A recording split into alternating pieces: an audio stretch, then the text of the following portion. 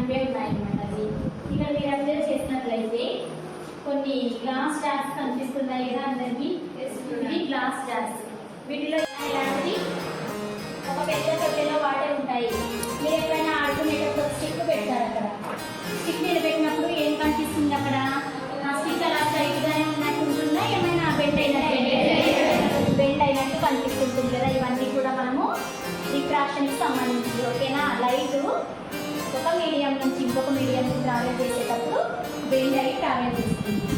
Okay, ఏంటిది ఏమంటాము? Refraction. 10th వాళ్ళకి చాలా చాలా ఇంపార్టెంట్. ఓకేనా? ఇలాంటివి ఇంకా మనము ఎక్కడ అబ్జర్వ్ చేసుకుంటామంటే పెద్ద పెద్ద కూడా జిల్లా కలెక్టర్గా చార్జ్ తీసుకున్నాను. జిల్లా కలెక్టర్గా చార్జ్ తీసుకున్న తర్వాత నేను బాగా ఈగర్గా వెయిట్ చేస్తున్న ఒక క్షణం, నేను జిల్లా కలెక్టర్ ఉన్న పోస్ట్ లో సైన్ చేయబోతున్న ఫస్ట్ ఫైల్ ఏదై ఉండొచ్చు అని చెప్పేసి అట్లా బాగా ఈగర్గా వెయిట్ చేస్తున్నప్పుడు ఒక క్లర్క్ ఒక ఫైల్ పట్టుకుని ఒక క్యాబిన్లోకి వచ్చింది. నేను క్లర్క్ అడిగాను ఏంటి ఆ ఫైల్ అని చెప్పేసి. అప్పుడు ఆ క్లర్క్ చెప్పింది, సార్ వర్షాలు పడుతున్నాయి కదా, రేపు పిల్లలకి హాలిడే ఇచ్చే ఫైల్ సార్ అన్నది. సో నా జీవితంలో జిల్లా కలెక్టర్గా నేను సైన్ చేసిన ఫస్ట్